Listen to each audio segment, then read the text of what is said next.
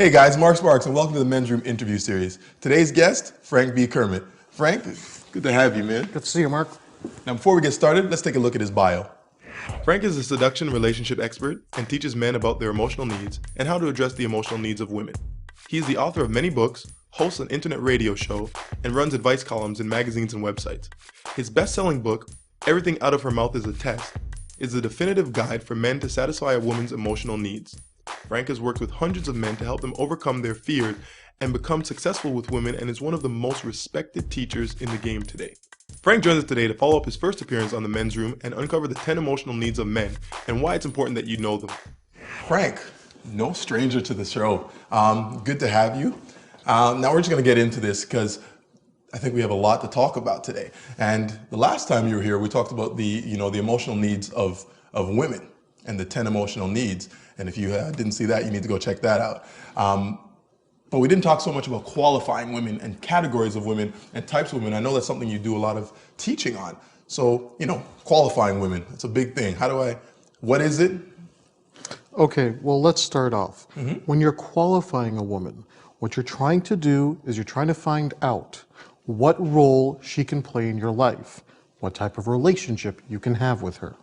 So the first thing I do with guys is I ask them to start creating their categories. If they don't know what type of categories they want, I will give them some suggestions.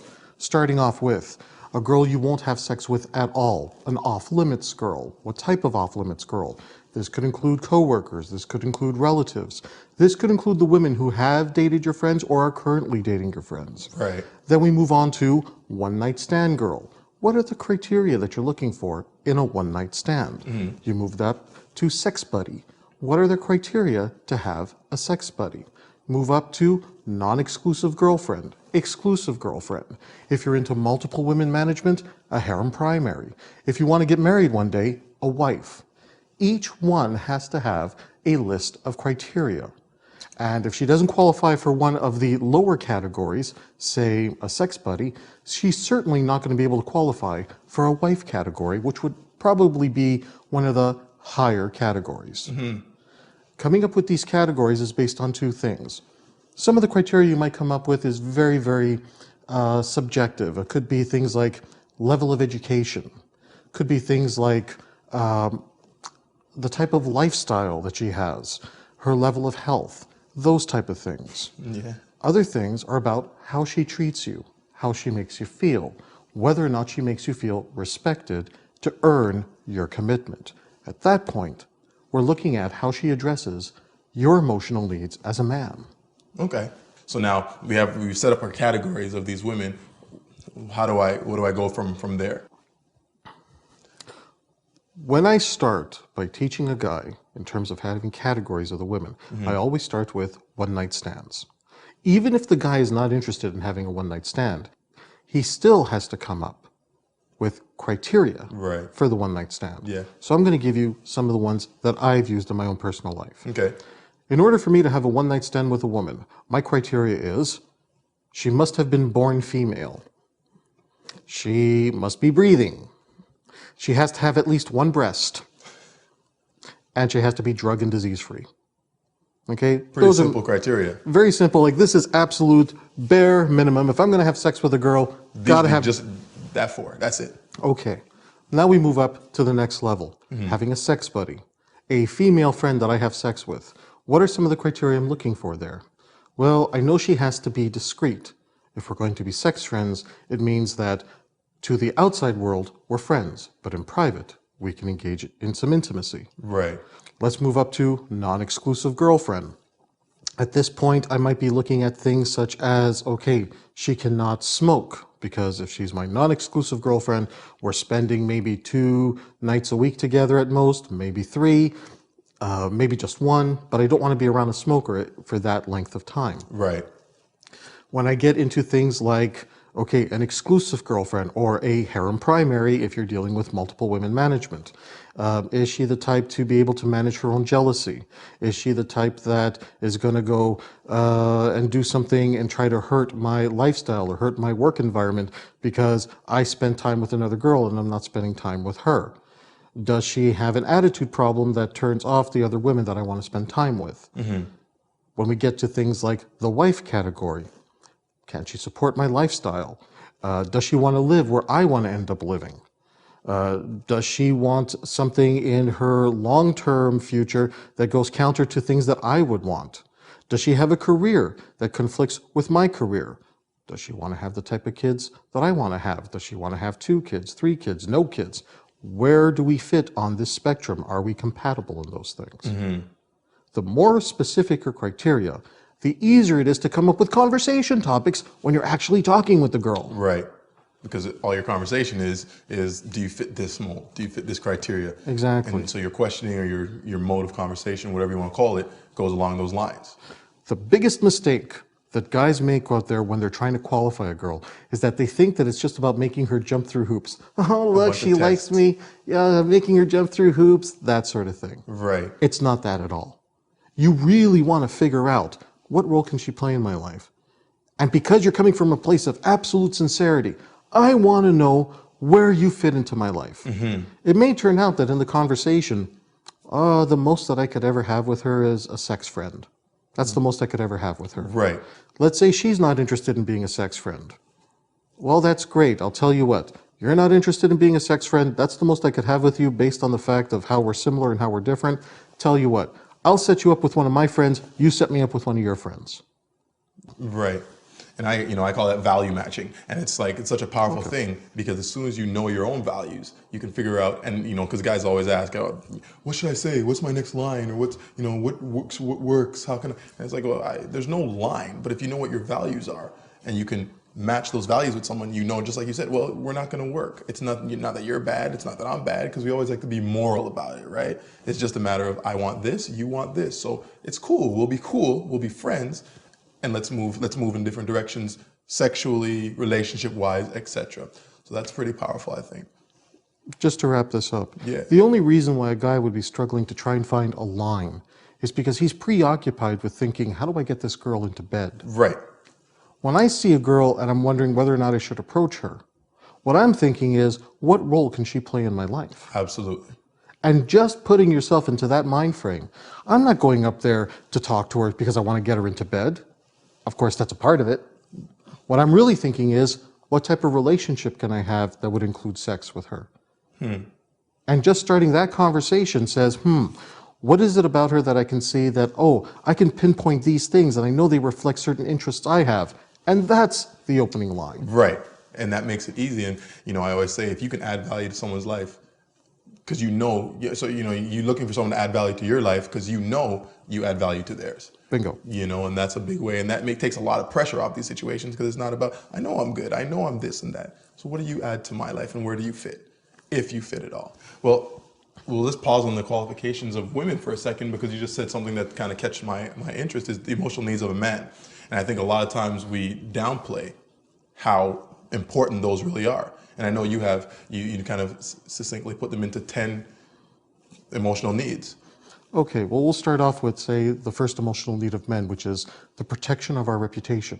Very similar to the emotional needs of women, protection of reputation, except for one difference. Okay. For the emotional needs of men, it's not just about protecting our reputation, because we know she's going to complain about us.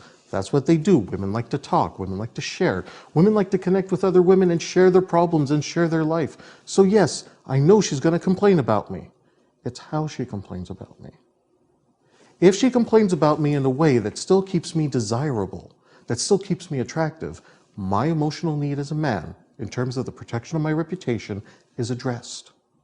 So, if she's going to say things like, oh, he's so weak, he doesn't know what he wants, you can't rely on him for anything, I'm being made to look unattractive.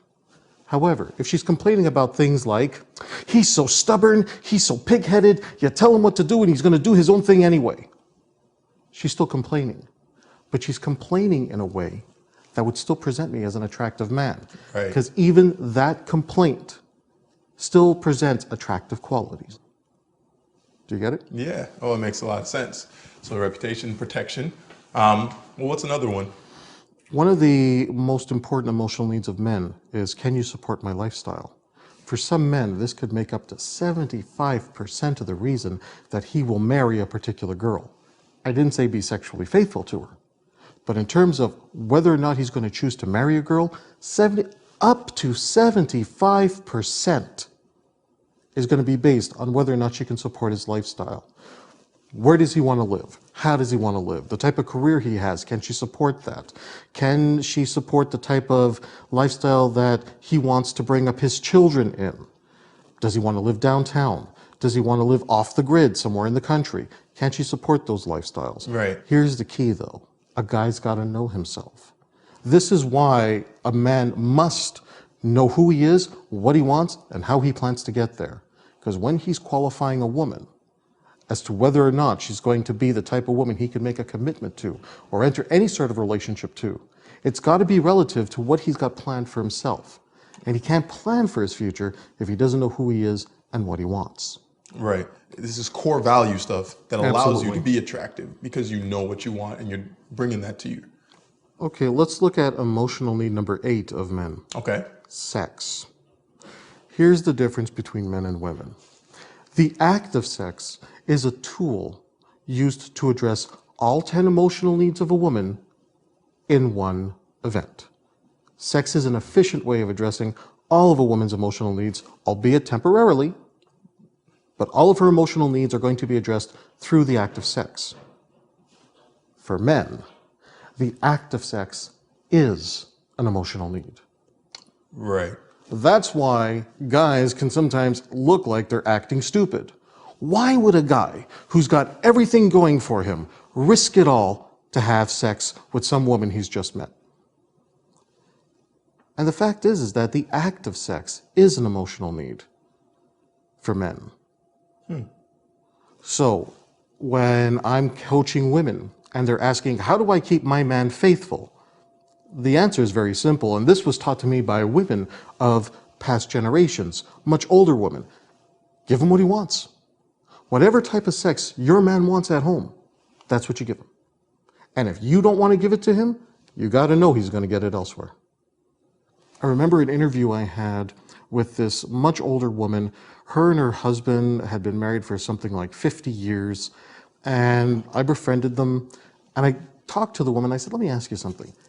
How did you make a relationship work for 50 years?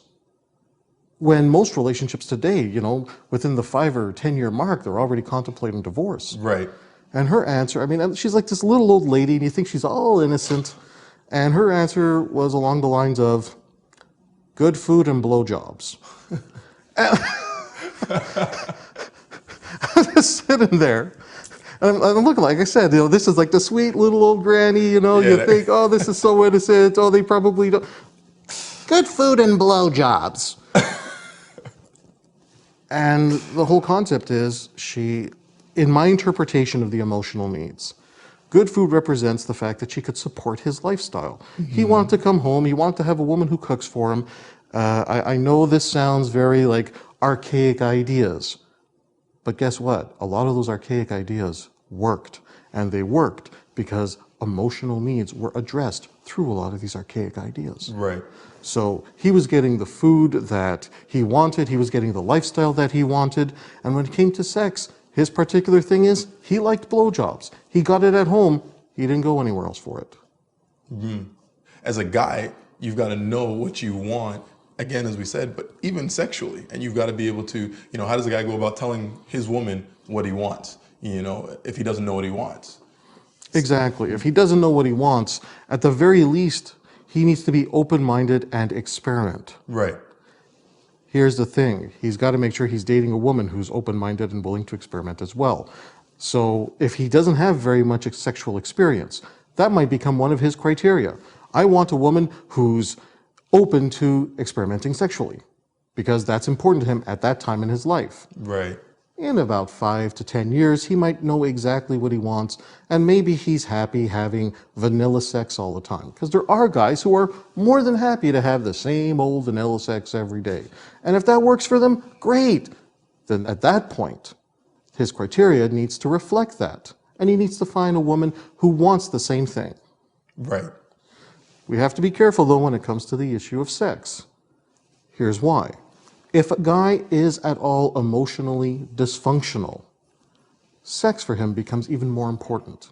because sex is a form of escapism. The more emotionally dysfunctional he is, the more he wants to escape, and his normal emotional need, the act of sex, now becomes an extreme. Right. And by going to this extreme, it becomes a form of escapism, and that's how his emotional dysfunction starts to manifest through his normal emotional needs. Wow. So that's kind of, I guess, how you explain, like the big thing they call sex addiction now. Exactly. Right. Exactly. What's another, let's touch another couple of these, the emotional needs of men. Okay, let's talk about the most dangerous emotional need of men. Ooh. Okay? Ooh. Femininity, emotional need number 10 of men, is broken down into 3 parts. Okay. First is attraction, her ability to cause arousal. The second one is appreciation, making him feel useful. And the third part of it is being courteous, being sweet, what a man associates with femininity. This is the most dangerous emotional need that men have, because it's the one emotional need that is the easiest to manipulate us with. How so? Okay, take a look at most advertising geared towards men. Right. They're trying to sell you a car. What do? They show you a beautiful woman. They're trying to sell you a product on dyeing your hair black, and they're showing you why, because you'll attract a beautiful woman. They want to sell you a beer, drink the beer, get the beautiful girl. The beautiful girl represents a symbol of beauty, femininity. That's what makes it dangerous for us. They're using our own need for femininity against us. And that's what makes us truly vulnerable, not to women, but to society in general. Right. Okay? Now, I'm going to share with you one of my principles of relationships. Okay. The frank principle of attraction. Attraction is based on 2 things, biology and programming. In biology, you're either heterosexual, homosexual, on the bisexual range, asexual, or fetish. Those are the 5 in terms of biology. That's what you're born with. Right. Then you have programming. This is everything including your life experiences, things that you might have been triggered to be attracted to, even if it goes against your biological programming. Okay. Here's what's happening to men in our society right now. Let's say, for the purposes of this discussion, we're looking at men who were born strictly heterosexual. The programming that they're receiving is to say, you're heterosexual, you like women, but you shouldn't like all women. You should only like women that look like this. And then they present you with a picture. Right. You should only be interested in women that fit this type of dress size, that have this color hair, this color eyes. Right. When a guy tells me, well, I got into this and I'm learning about seduction and I want to pick up, but I can only pick up the hottest chicks. He's not even considering that the only reason he wants the hottest chicks. It's because he's been programmed to want that. He's been programmed to want that, as opposed to, well, that female friend of yours who's nice looking is actually interested in you. Why don't you date her? Oh, no, I can't lower my standards. Yeah, but you're not getting laid at all. Right. And he's so frustrated because he's not getting any sex, he's not getting any affection, he's not getting any love, that he ends up spending all kinds of money trying to attract what he's been programmed to think he should be attracted to. Right.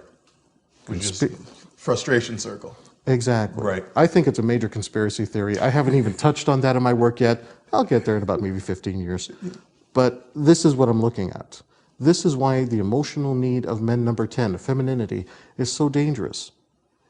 Because it's so easy to manipulate a man based on what he finds attractive, until he sort of steps back from that and says, wait a minute, what am I really attracted to? And that's important, because I was about to, like, how do you tell a guy, how do you change your programming? You particularly talk about commercials, you talk about magazines. What do we see every day is, the big breasts, the flat stomach, the small stomach, all that stuff. So it's like, how do you start unprogram yourself to going, I need to have 10s, as opposed to I need to find the women that I like, and then figuring out, what do I like?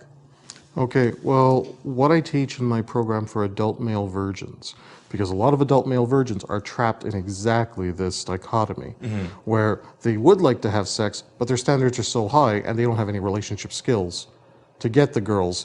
Or the fact is, they might not even want the girls who look so good, because those girls are into things that they're not into at all. So how do you break that pattern? What I've taught these guys to do is to say, until you can get what you want, take what you can get. If there is a girl in your environment that already likes you, date her. That's where you start. Here's what's going to happen. When you get into a relationship with a girl, especially if she already likes you, you start to get used to being treated well by a woman. You start getting sexual with this woman. Oh, now you're starting to link the sensation of sex. You're starting to link the sensation of having an orgasm with the type of girl you're with. And you break the magic spell. You break the curse that's been put on you to only like a certain type of person. Now, you have the capacity to love a lot of different people. And you get to choose the best amongst everybody instead of only choosing from a smaller group of people that you've been programmed to like. So you don't necessarily call it, I guess it's not lowering your standard, but it's opening up your mindset in order to raise your standard, keep it up there. Exactly. These guys are thinking that what a girl looks like is the most important thing. Because, okay, that's not it. How a woman treats you is the most important thing. Right. I think there's a couple emotional needs of men that I feel like we should probably just go over. Sure. So I'll... All right, let's go back to emotional need of men, number 10, femininity. Right. Now, we talked about attraction, arousal, and how that is used to manipulate men. Let's look at the second part of that. Appreciation, making a man feel useful. Okay. This is how it is so dangerous for men. This is why a man will become an emotional cookie man. The male friend who's constantly hoping that some girl is going to decide one day, oh, I was wrong. I shouldn't be dating all these other guys. I should be dating you because you're so nice. Okay? I call those type of guys the male friend. In Frank Talks, it's emotional cookie man. Why does a guy subject himself to that? Is it because he's totally in love with that girl? No. It's because on some level, that girl, that female friend, makes him feel appreciated. Right. Makes him feel useful. The minute he gets that sense of, wow, I'm feeling appreciated, I'm feeling useful here, his emotional need is being addressed. Right. Now, he's not getting sex, so that's being violated. He's obviously not getting respect from her as a sexual being, but because part of his emotional need is being addressed, he's subjecting himself to a situation that's actually an insult. She's telling him, he asked her out, she said, no, let's be friends. Okay. It's an insult. She's saying, I like you, I'd like to use you, but I don't want to have sex with you. If a guy doesn't see that as an insult, it's because he doesn't have any self-respect. Why would he subject himself to washing her car and doing things like buying her a bus pass every month? Some men have what's called a savior complex. The idea that they have to be some girl's hero. Why do some men need to be a girl's hero? Because in his mind, in terms of the makeup of his emotional need, he wants to be her hero so he can get her love through appreciation. Right. Because he values appreciation, he assumes women value the same thing. The way we're wired as guys is that if somebody does something for us, let's say specifically a woman does something for us, and we appreciate it, we're probably going to want to have sex with her. The thing is that we're guys. The sex impulse is always constant. And if a girl does something for us, exactly. Right. We associate the appreciation to heighten the already existing sexual impulse. Right. Women are different. When a woman appreciates stuff that you do, it doesn't necessarily mean that she's going to have sex with you. She just can appreciate what you do. Right. They don't tie it together. They don't tie it together. So that's part 2 of femininity in terms of emotional need, number 10 for men, and this is why it's so dangerous. The last part of femininity, emotionally number 10 for men, is the idea of being sweet and courteous. There are some women who simply smile, they're very sweet about things, but they're not very nice. So they can ask things very sweetly, very nicely, and if a guy doesn't have a truly strong inner core, he'll be taken in by her sweetness. Okay, it's kind of like the little girl who goes up to the grown-up and says, "Can I please have a cookie? And she's so sweet, and she's so nice, and she's got the eyes, and you think, oh, she's just so cute, and she's being so nice, so you give them the cookie, and once they take the cookie, they say, thank you, and they walk away, and they're fine, and all that sweetness is gone." Why do we as men respond to that? Yeah. We could have a woman who's a total bitch to us, but the minute she's acting really, really sweet, okay. It's because we identify sweetness as femininity. We feel more masculine. We feel stronger when we're surrounded by feminine energy. And if our interpretation of feminine energy is sweetness, courteousness, niceness, we feel good.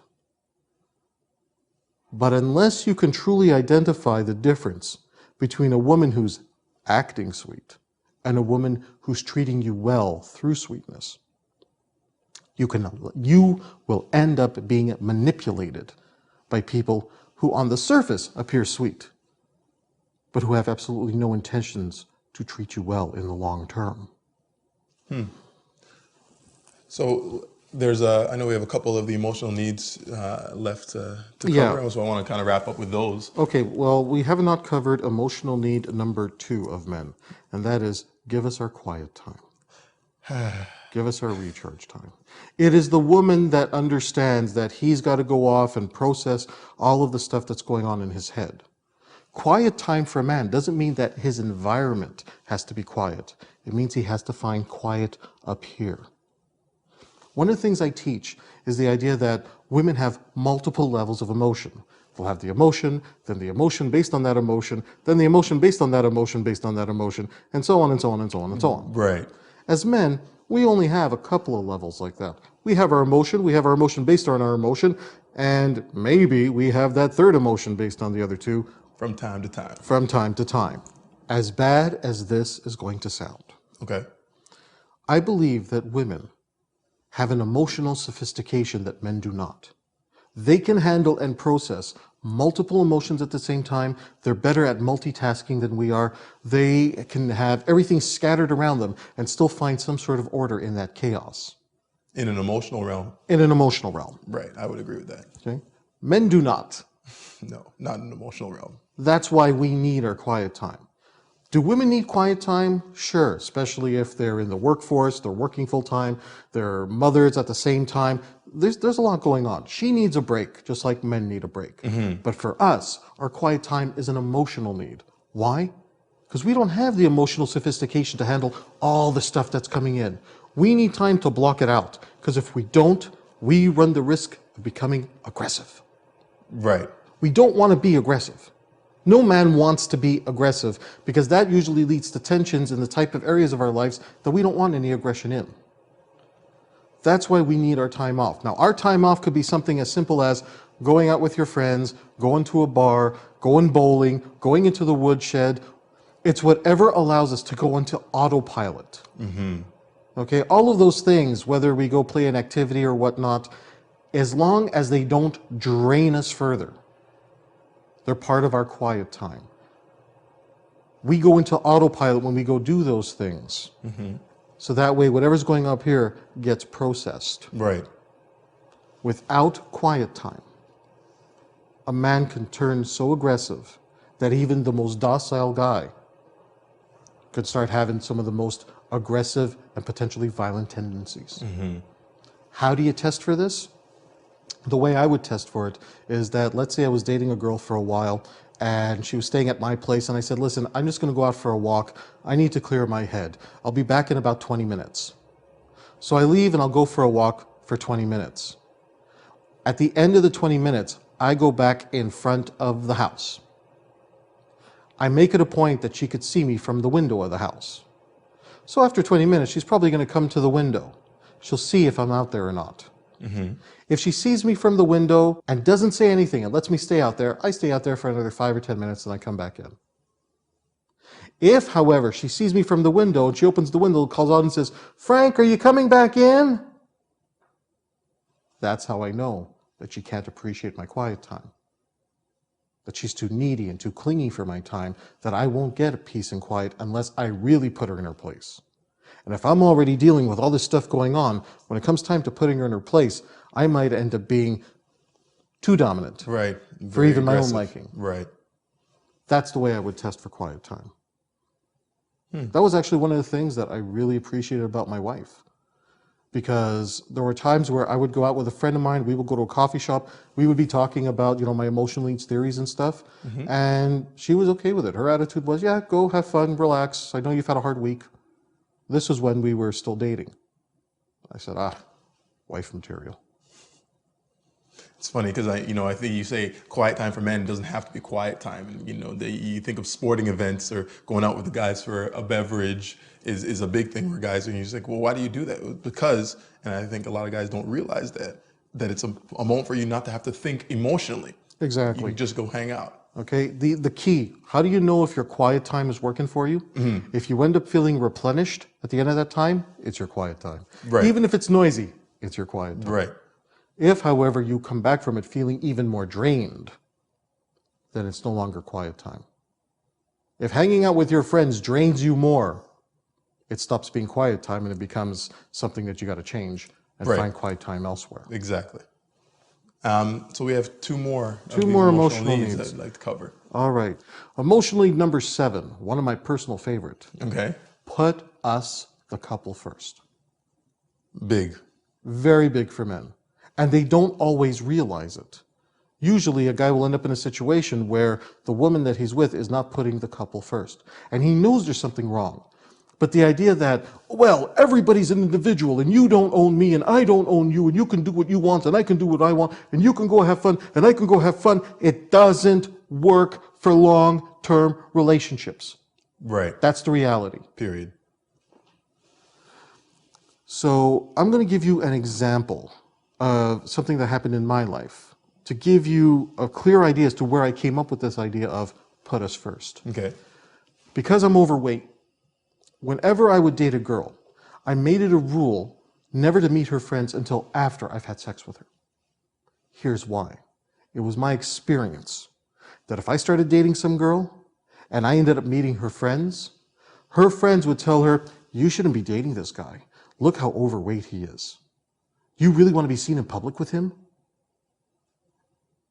And it was just a matter of time before these girls give me a call and say, Frank, I was talking to my friends and they really pointed out something, like, I go to the gym and work out, but you don't, and I don't really know what kind of relationship we could have. I mean, I really like you, but... And it happened time and time again. I then made the rule and I said, that's it, I'm not meeting any friends. And what would happen is that I would meet a girl, I would date her. If she tried to invite me to some function that her friends were at, I said, no, not yet. I'm not ready to meet your friends. I still want to get to know you first. Eventually we would have sex. Sometimes we'd have sex faster, sometimes we'd have sex later on, but eventually we'd have sex. Here's what I learned. After I had sex with the girl and I met up with her friends and her friends go into that speech of, do you really want to be seen with a guy who's so big? Do you really want to be with a guy? What kind of relationship are you going to have? Because we've already had sex, she's now in a position to defend us. It becomes us versus them. And she has an obligation now to defend me because we've already been intimate. We've already reached that level in our relationship. If she's listening to her friends, her suitors, her detractors, even family members, so that she is going to interfere with the progress of your relationship, end it now. Because it's just a matter of time before all those friends and family and whatnot interfere in other ways with your ability to relate to her. Sometimes I'll even ask her, well, what would you do if your best girlfriend started dating a guy you didn't like? See what kind of response she has. If she responds with something along the lines of, well, if I didn't like him, I would tell my friend, and and I would try to encourage her to date somebody else, I'd set her up with somebody else. Red flag. Right. If she gives the type of answer of, well, if I didn't like him, I mean, I don't like him, but it's it's still her choice. She's allowed to date who she wants. I'm allowed to date whoever I want. Type of girl that could earn your commitment. This happens in a lot of long-term marriages where, let's say, man and a woman have been married for 12 years. and the woman has a female friend or a female relative that just got divorced and is now going back into the singles world and is going out to nightclubs. And she says, oh, I don't want to go alone, you come with me. So the guy's wife is now going with that female friend or relative that's now single. And the husband says, hey, I don't know about this. Why do you got to go out to a nightclub with her? Maybe I should come along. The wife says, no, this is a girl's night out. You're not supposed to be there. That wife is not putting her relationship with her husband first. She's putting her friendship or her relationship with her relative ahead of her relationship with her husband. Mm-hmm. Specifically dealing with monogamous relationships. One of the things I teach about monogamous relationships, because I'm assuming that if we're talking marriage long-term, I think a lot of people want to be monogamous. Some people want to be in open relationships. Regardless, the following rule applies. You never put yourself in a situation where the monogamy or the commitment of your relationship could even potentially be threatened. So when I'm dealing with a married couple who've been together a long time, and they're in a monogamous relationship, and they're starting to have problems, the problems usually occur because a person within the couple has put themselves in a situation where the commitment, the relationship, the monogamy, whatever you want to call it, of the relationship is being potentially threatened. Right. That's how you have to learn to put your relationship. Put us first ahead of everybody else. You put us first ahead of the rest of the world. Makes sense. That's what makes it work long term.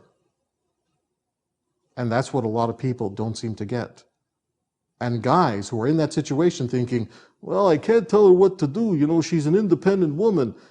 Dude, you're married. She's your wife. Protect your relationship. That's your first priority. And yeah, be willing to piss her off and say no. Because coincidentally, that's one of the emotional needs of women. So if you piss her off, you're still doing good. You still win. Exactly. That's a very true point. I think a lot of times it comes down to strength, right? Exactly. Strength and belief in yourself, first and foremost, and then, so I like that. We got one left. One left. One. Emotional need number 9 for men, our penis identity. This is incredibly subjective because it has to do with how a guy thinks about himself. His own definition of what it means to be a man. So I'm going to give you an example here and that is going to sum this up perfectly. Okay. We're going to look at a situation where we have 2 men that are in the same situation.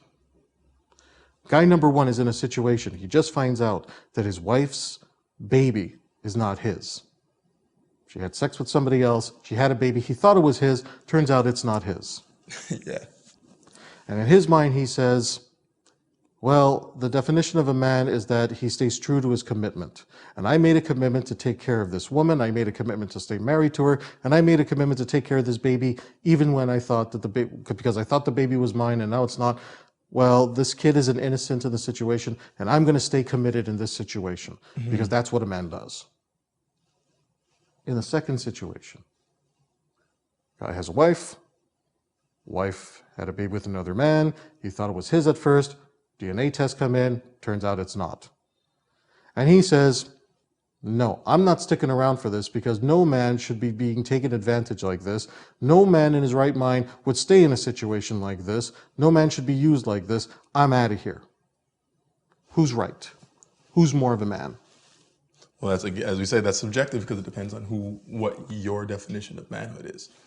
Brilliant. You got it. The fact is that both of them are men because they are both following their own personal definition of what it means to be a man. Exactly. Penis identity is a call out to the guys to say, what do you think it means to be a man? And once you've got that definition, are you living up to it? Right. Hold on to it and live it. Bingo. That's what penis identity is. The idea is, do you love yourself as a man? There's a lot of self-hating men out there.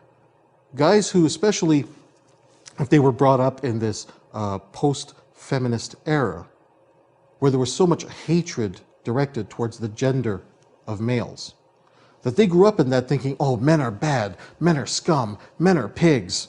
I hate everything to do with being a man. Unfortunately, a lot of those same traits that they rage against are the very traits that make women feel attracted to men. Right. So a lot of these guys are growing up being self-hating males, only to find out that the stuff that they've been rejecting about themselves and hating about themselves are the very things that would allow them to connect with women because they still want to be with women. Mm-hmm. It always goes to that thing you always hear about: women raise men that they like, not that they would date. Right. How did I write it? A woman will raise a man to be her ideal husband, not necessarily the man that she would fall in love with. Right.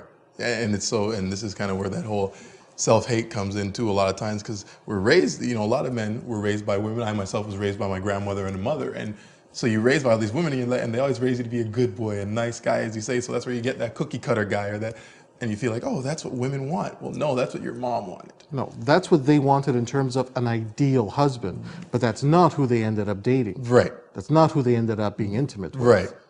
When you're testing a woman to see if she can address your penis identity, find out if she likes men. If a woman has a problem with men in general, there's no way that she's going to address your penis identity emotional need long term. She's already starting from a place of hatred. Kind of like how if a guy is truly misogynistic, there's no way he's ever truly going to address a woman's emotional needs long term because he's coming from a place of hatred. Right. So I remember dating this girl once, and she was just getting frustrated because there was some sort of political thing happening, and she used to say things like, I can't believe that situation is happening because of stupid men.